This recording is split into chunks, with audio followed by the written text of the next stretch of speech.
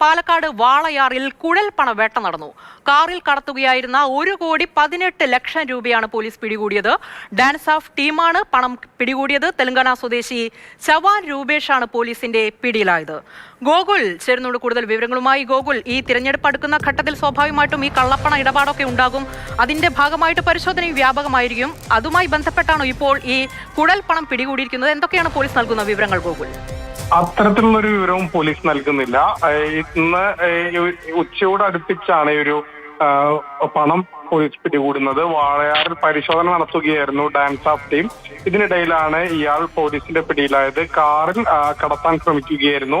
എറണാകുളം ഭാഗത്തേക്കാണ് ഇയാൾ പോകാൻ ഉദ്ദേശിച്ചിരുന്നത്. ഇയാൾ ഒരു യൂട്യൂബർ ആണെന്നാണ് പോലീസിനോട് മൊഴി നൽകിയത്. താൻ യൂട്യൂബിലൂടെ ലഭിച്ച പണമാണ് ഇതാണ് കൊണ്ടുപോകുന്നത് എന്നാണ് അയാൾ പോലീസിന് മൊഴി നൽകിയത്. ഏതായാലും ഈ വിഷയം എൻഫോഴ്സ്മെന്റ് ഏജൻസികളുടെ ശ്രദ്ധയിൽപ്പെടുത്തുകയും കേസ് അവർക്ക് കൈമാറുകയും ചെയ്തിട്ടുണ്ട്. ഓക്കെ, 1,18,00,000 രൂപ യൂട്യൂബിൽ നിന്നാണ് ലഭിച്ചത് എന്ന് പറയുമ്പോൾ ആ സംഭവത്തിലെ വാസ്തവം തിരയുകയാണ് പോലീസ്. എന്തായാലും പ്രതിയെ പിടികൂടിയിട്ടുണ്ട്. തെലങ്കാന സ്വദേശി ചവാൻ രൂപേഷാണ് പിടിയിലായത്. ഗോകുലാണ് വിവരങ്ങൾ പങ്കുവച്ചത്.